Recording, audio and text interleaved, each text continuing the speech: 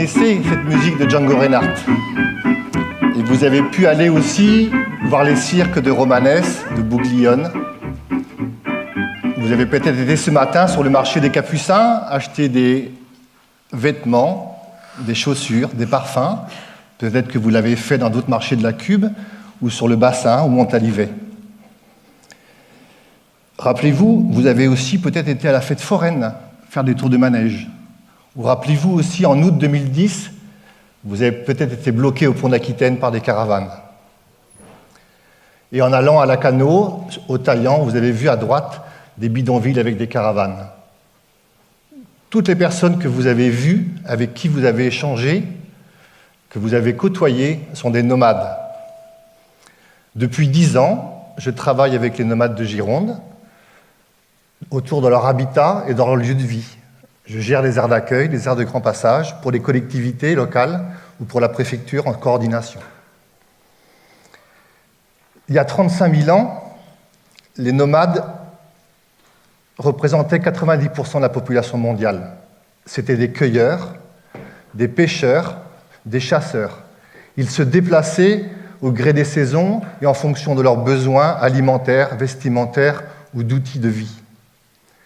Leur action principale était une action de coopération et d'action de groupe que je retrouve aujourd'hui. Leurs descendants en France sont des Tziganes. Ils sont arrivés au IXe siècle de l'Inde en Europe centrale.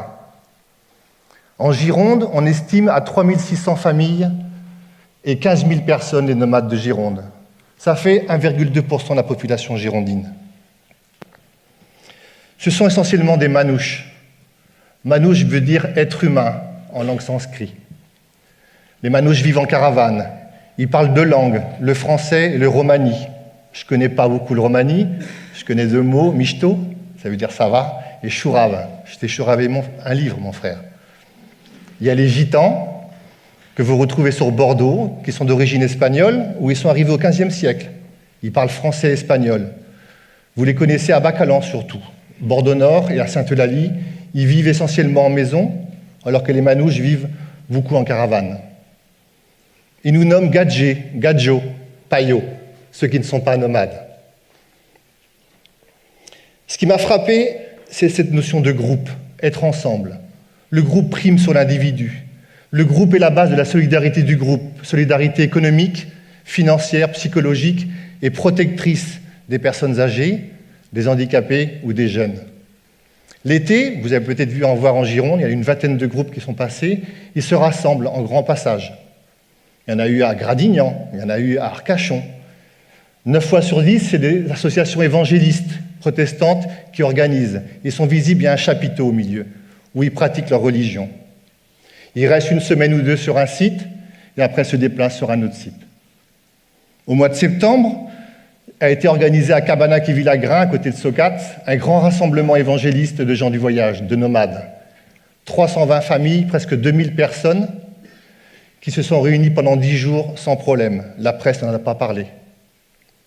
Alors quand je vais sur ces sites, et que je vais rencontrer une personne qui s'appelle par exemple Jean Dupont, je demande Jean Dupont, et les gens ne connaissent pas Jean Dupont. Puis à un moment donné, il y a une personne qui me dit « Ah ben si, je connais, c'est Callot, c'est Tikeno, c'est Zimbo, c'est le tout petit, c'est Grignotte. » Les nomades ont des noms pour le groupe, et ils ont un prénom et un nom pour la société sédentaire. La naissance fait l'objet d'un regroupement. Début octobre, à Saint-André-de-Cubzac, sur un parking désaffecté, il y a eu une vingtaine de caravanes qui sont restées 2 semaines parce qu'une jeune femme allait accoucher dans une maternité voisine. 2 jours après, ils sont partis. L'enfant a une position importante au sein du groupe. Il est choyé, aimé, surveillé par sa famille, mais par le groupe, ce qu'on appelle le maternage collectif. Ça m'arrive sur les aires d'accueil de rouspéter des enfants qui font des bêtises. Et jamais j'ai été embêté par leurs parents, et quelquefois je ne connaissais même pas leurs parents. L'éducation des enfants est une éducation par mimétisme, par l'observation, par l'exemple. La scolarisation est assez faible. Elle est essentiellement dans l'école primaire. Les parents veulent que leur enfant sache lire et écrire. Parce que l'apprentissage de la vie des métiers se fait par les pères pour les petits garçons et par les mères pour les petites filles. C'est une communauté dont les rôles sont bien établis, patriarcale. Les femmes s'occupent de la gestion du quotidien, de la relation avec les administrations, avec les écoles. Quelquefois, vous les voyez vendre aussi sur les marchés. Et les hommes s'occupent de la relation au niveau de la communauté et s'occupent aussi de subvenir aux besoins du ménage. Alors, sur les aires d'accueil, on voit souvent les femmes. Et j'ai remarqué que les femmes passaient beaucoup de temps à nettoyer, à faire des lessives et à nettoyer l'intérieur de la caravane et une fois par semaine l'extérieur de la caravane. C'est surprenant qu'on n'ait pas été à l'intérieur, parce que notre vision des nomades n'est pas celle-là. Et pourtant, je peux vous dire que la propreté est importante. En discutant avec une femme manouche, elle était surprise de m'entendre dire que pour mon petit enfant, si le pantalon n'était pas trop sale, je pouvais le laisser 2 jours. Elle lave tous les jours tous les vêtements de ses enfants. Dans les maisons où on reloge des familles nomades, les personnes, les femmes lavent souvent les sols, et beaucoup avec l'eau de Javel, parce que ça tue les microbes. Et les hommes, pendant ce temps-là? Mais les hommes travaillent, même si ce n'est pas très visible. Ils font de la prestation auprès des particuliers. Ça s'appelle chiner. Ils proposent des élagages, de la tonte d'arbres, de la peinture, du débarras. En Gironde, 500 personnes ont un statut d'auto-entrepreneur, 500 nomades. D'autres font de la ferraille. Parce que l'activité de récupération de ferraille est une activité qui est simple, qui ne nécessite pas beaucoup d'investissement. Un fourgon ou un camion plateau, un lieu pour vider ce qu'on a ramassé chez des particuliers ou des entreprises et pour trier le métal, pour le revendre après, chez Decons par exemple. Une activité qui augmente quand le prix du métal augmente. Aujourd'hui, le cuivre coûte 6 € le kilo. Par contre, une activité qui est plus contrôlée. Aujourd'hui, ils ne peuvent plus être payés en liquide, sont payés obligatoirement par chèque. Et la Cube vide tous les containers de ferraille tous les soirs dans les déchetteries. D'autres font du commerce. Si vous avez été en Dernault cet été, avenue de Bordeaux, vous avez pu voir sur la droite des caravanes entre juin et septembre. Ce sont des commerçants qui ont passé tout l'été à vendre sur les marchés du bassin jusqu'à Montalivet, du linge de maison, de la vaisselle. Jamais de produits alimentaires. Les mêmes personnes se retrouvent à la foire au plaisir à tenir des stands de fêtes foraines. L'après-midi et le matin, ils font les marchés de la Cube. J'en ai vu un qui vendait de la maroquinerie. D'autres vont faire les vendanges. C'est une période importante pour les nomades en Gironde. À partir des périodes de vendange sur toute la Gironde, les châteaux embauchent les familles. C'est intéressant pour les viticulteurs parce que les familles sont vaillantes, mais aussi et surtout parce qu'il n'y a pas de problème de logement et d'alimentation. Il suffit d'une prise de courant, d'un robinet et d'un espace pour la caravane. L'autre intérêt, c'est que toute la famille fait les vendanges, souvent payée à la tâche. Le rapport au travail est différent d'une autre. Le travail est utile pour accéder aux biens de consommation, alors que pour nous, ça peut être une fin en soi, un accomplissement. Pour certains nomades, le travail est au même niveau que les prestations sociales ou les jeux de hasard. C'est la dépense qui est importante. Rappelez-vous que les nomades n'ont pas de cave ou de grenier, ils ne stockent pas.